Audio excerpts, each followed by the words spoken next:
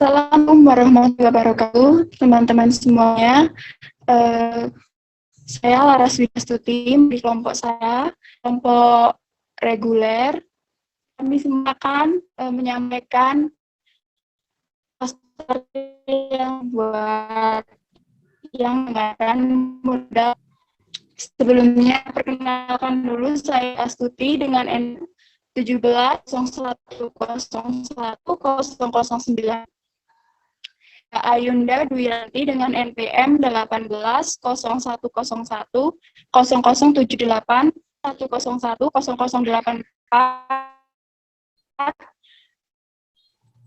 Yang terakhir ada Putri Pratwi dengan NPM 11.01.01.096. Di sini ada 3 subbab, yaitu perspektif anak versus perspektif orang tua, terus input untuk penganggaran modal multinasional, dan faktor-faktor yang perlu dipertimbangkan dalam penganggaran modal multinasional. Mbak Ayunda. Nah, di sini ada perspektif anak versus perspektif orang tua. Ini maksudnya itu perspektif anak perusahaan dan induk perusahaan.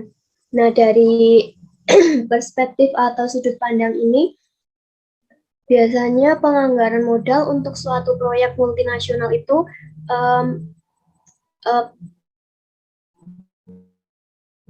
harus dilakukan dari sudut pandang anak perusahaan atau justru dari sudut pandang induk perusahaan.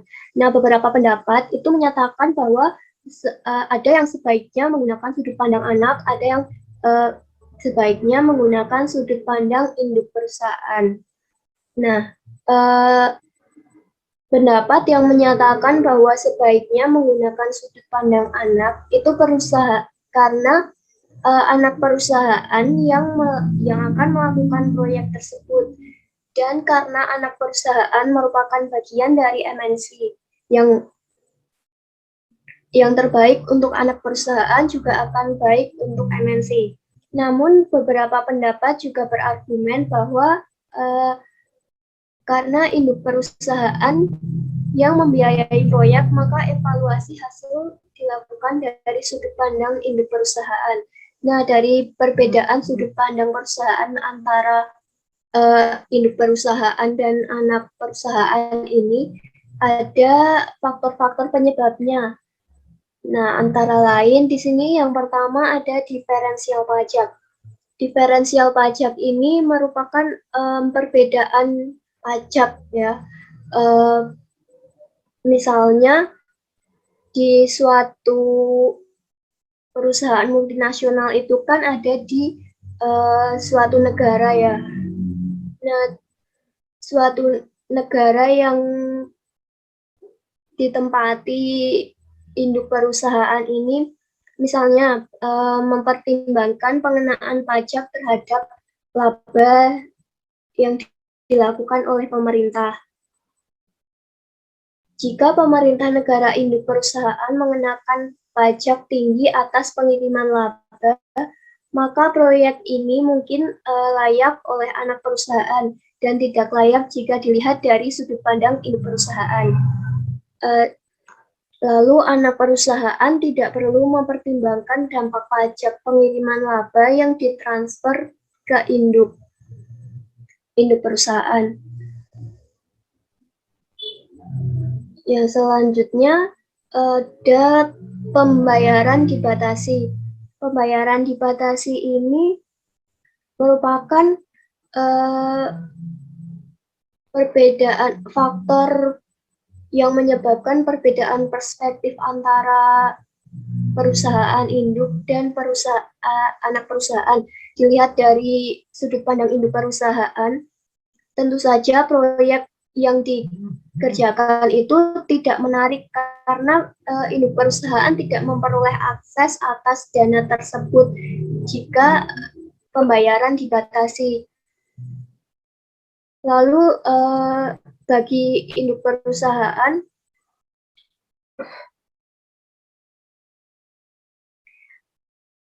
bagi induk perusahaan itu dengan meminta anak perusahaan mencari sebagaimana pembiayaan proyek dari negara asal agar dana yang tidak boleh dikirim ke induk perusahaan itu dapat digunakan untuk pembayaran. Yang selanjutnya, pembayaran yang berlebihan. Pembayaran yang berlebihan ini mempertimbangkan suatu induk perusahaan yang menyebabkan biaya administrasi yang sangat tinggi pada anak perusahaan karena manajemen tersentralisasi di kantor pusat. Nah, dari sudut pandang anak perusahaan ini, tentunya biaya ini akan menjadi beban bagi anak perusahaan dan laba proyek akan terlihat lebih rendah. Sedangkan dari sudut pandang induk perusahaan, biaya tersebut merupakan pendapatan yang mungkin melebihi biaya pengelolaan dari anak perusahaan yang sesungguhnya. Yang terakhir ada pergerakan nilai tukar atau perubahan kurs. Jika laba yang dikirim ke induk perusahaan itu laba tersebut dikonversi dari mata uang lokal menjadi mata uang induk perusahaan. Jadi jumlah laba proyek yang diterima induk perusahaan itu akan dipengaruhi oleh kurs yang berlaku. Nah, di sini ada rangkuman faktor-faktor dari penyebab perbedaan perspektif tersebut.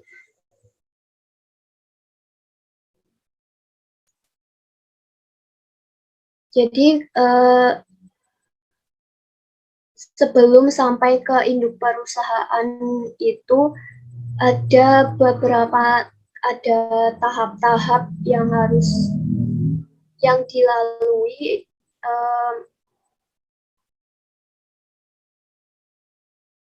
dananya. Jadi kelayakan suatu proyek dari sudut pandang induk perusahaan itu tidak hanya tergantung dari arus kas anak perusahaan, tetapi juga dari arus kas yang pada akhirnya akan diterima induk perusahaan.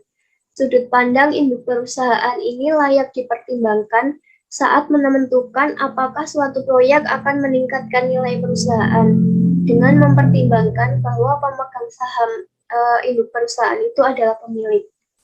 Jadi tiap proyek yang menciptakan nilai sekarang yang positif untuk anak perusahaan itu akan meningkatkan kekayaan dari pemilik atau pemegang sahamnya.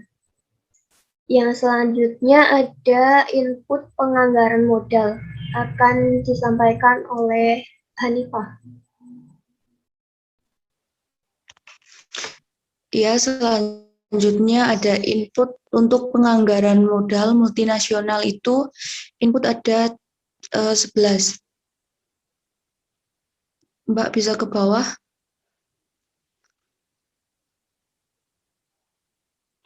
Yang pertama itu ada investasi awal, yaitu perusahaan induk bisa merupakan sumber dana utama untuk mendukung suatu proyek, tidak hanya mendukung dana, tetapi ada dana lain yang dibutuhkan, seperti membiayai upah sampai proyek konsumen, yaitu besarnya permintaan konsumen bagi produk sangat penting pada saat mengetahui skedul arus kas.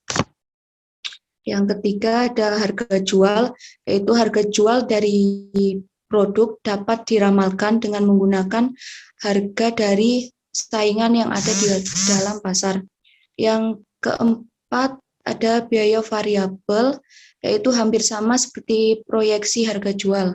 Peramalan ini biaya variabel dapat dilakukan dengan menilai kandungan biaya variabel produk saingan seperti upah per jam. Yang selanjutnya ada biaya tetap, yaitu secara periode biaya tetap lebih mudah diramalkan dari biaya variabel. Biaya tetap tidak sensitif terhadap permintaan. Yang keenam ada usia proyek, yaitu bahwa MNC tidak selalu memiliki kontrol penuh menyangkut usia proyek. Dalam sejumlah kasus atau peristiwa ini membuat proyek dilikuidasi lebih cepat dari yang direncanakan. Yang ketujuh ada nilai sisa, yaitu nilai sisa setelah pajak. Nilai ini tergantung dari faktor termasuk keberhasilan proyek itu sendiri. Yang ke-8 ada restriksi transfer dana, yaitu dalam sebuah kasus pemerintah tamu akan mencegah anak perusahaan ini mengirimkan labanya ke induk. Restriksi ini mencerminkan pemerintah untuk mendorong peningkatan investasi di dalam negara atau untuk mencegah penukaran valuta lokal secara berlebihan dengan valuta asing lain. Yang ke-9 ada undang-undang pajak, yaitu undang-undang ini setiap negara itu memiliki pajak yang berbeda. Yang ke-10 ada nilai tukar, yaitu setiap proyek internasional pasti dipengaruhi oleh fluktuasi nilai tukar selama usia proyek. Yang terakhir ada tingkat pengembalian yang diinginkan. Tingkat pengembalian ini arus kas dapat disetorkan memakai required rate of return. Selanjutnya akan dijelaskan oleh Mbak Aninda.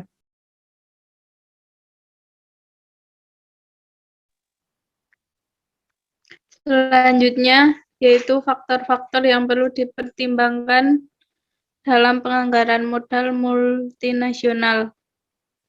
Yang pertama, fluktuasi nilai tukar.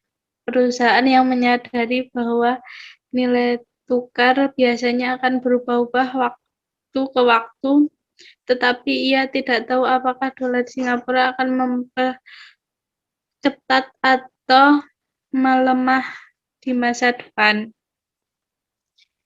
Kedua, inflasi. Analisis anggaran modal secara implisit menganggap inflasi sejak variabel cost per unit dan harga produk secara umum telah meningkat dari waktu ke waktu. Selanjutnya, pengaturan pembiayaan. Banyak proyek-proyek asing sebagian didanai oleh anak-anak perusahaan asing. Yang 4, dana yang diblokir. Dalam beberapa kasus, negara tuan rumah bahwa anak perusahaan berusaha mengirim untuk orang tua. Selanjutnya, nilai di minggu yang tidak pasti.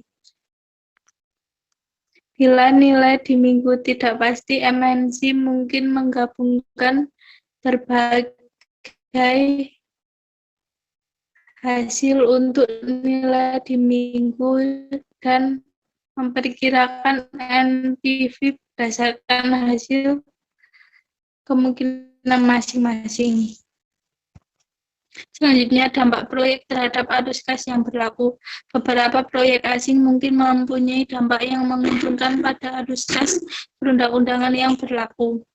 Selanjutnya, investasi yang dilakukan oleh MNC mungkin mempunyai dampak yang menguntungkan baik pada kondisi ekonomi di negara tuan rumah dan karenanya didorong oleh pemerintah. Sekian presentasi dari kami.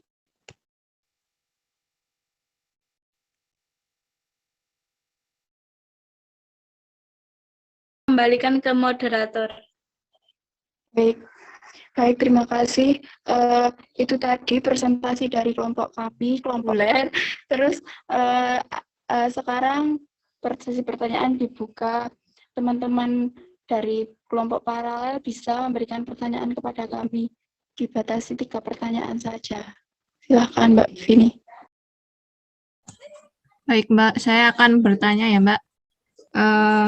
Terkait materi tentang proyeksi ya. Ya toh Mbak, tentang proyeksi. Tentang penganggaran modal. Penganggaran modal ya. Nah, dari pertanyaan paralel, mengapa perusahaan MNC perlu melakukan proyeksi data ekonomi dan keuangan? Kemudian pertanyaan selanjutnya bisa disampaikan oleh Bu Mus. Monggo Ibu. Ya, terima kasih atas waktunya. Dari penjelasan dari kelompok reguler tentang penganggaran modal MNC tadi, kami ingin bertanya mengenai faktor-faktor yang perlu dipertimbangkan dalam penganggaran modal MNC, yaitu salah satu faktor yang perlu dipertimbangkan dalam penganggaran modal MNC adalah fluktuasi nilai tukar, di mana valuta asing selalu berfluktuasi, baik menguat maupun melemah, dan sulit untuk diramalkan secara benar dan akurat. Pertanyaan dari kami, bagaimana MNC mengantisipasi hal tersebut? Begitu aja, terima kasih.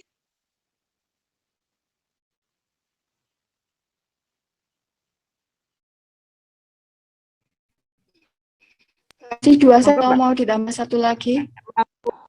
Mau menanyakan lagi, Mbak Vini? Oke, Ibu. Saya akan menanyakan lagi, Mbak. Jelaskan bagaimana diferensiasi pajak bisa menyebabkan perbedaan perspektif anak dan induk perusahaan. Terima kasih, Mbak.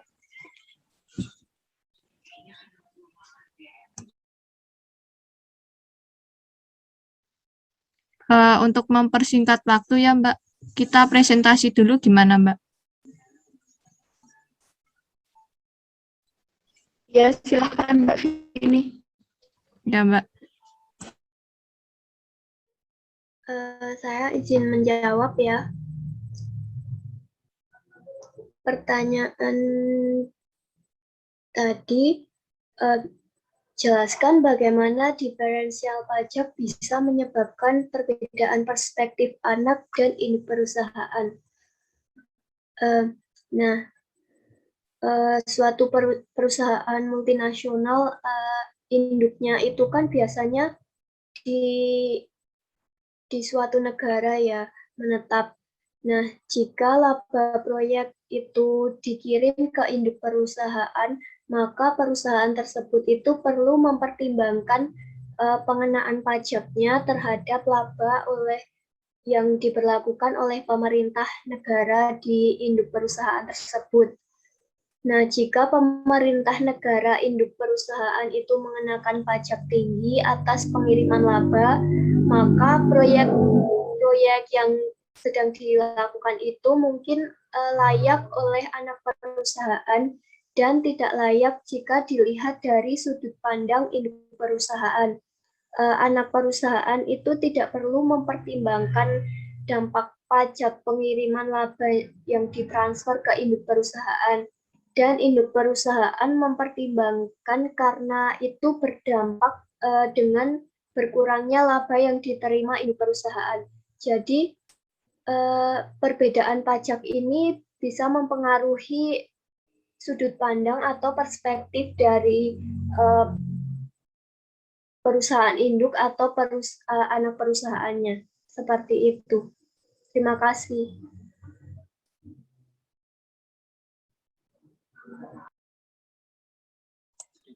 Terima kasih Mbak Ayunda atas jawabannya. Melakukan proyeksi data ekonomi dan keuangan karena perusahaan dalam melakukan proyeksi data ekonomi dan keuangan bertujuan melindungi negara tersebut dari campur tangan pihak-pihak asing di negaranya dan dapat mengurangi kegiatan persyaratan valuta asing untuk aktivitas impor di dalam sektor industri. Terima kasih.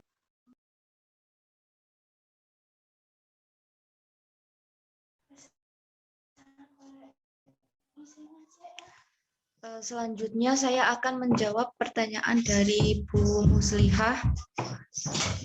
Pertanyaannya itu penganggaran modal MNC mengalami fluktuasi nilai tukar lemah atau kuat. Pertanyaannya bagaimana MNC mengantisipasi hal tersebut dengan mengantisipasi lemahnya nilai tukar, atau kan kadang lemah atau meningkat, mungkin dengan metode hedging yang bisa dipakai untuk berlindung dari fluktuasi nilai tukar. Posisi ini biasanya melindungi posisi jangka pendek MNC. Nah, ada juga yang menggunakan hedging jangka panjang. Ini biasanya menggunakan kontrak forward. MNC tidak berapa banyak dana yang harus di hedging. Nah, hal ini disebabkan karena pendapatan dari proyek di masa datang tidak pasti. Nah, jadi MNC memutuskan untuk tidak menghedging proyeksi arus kas neto valuta asing. Nah, biasanya itu menggunakan jangka pendek. Terima kasih. Ya, terima kasih Mbak atas jawabannya. Selanjutnya dari para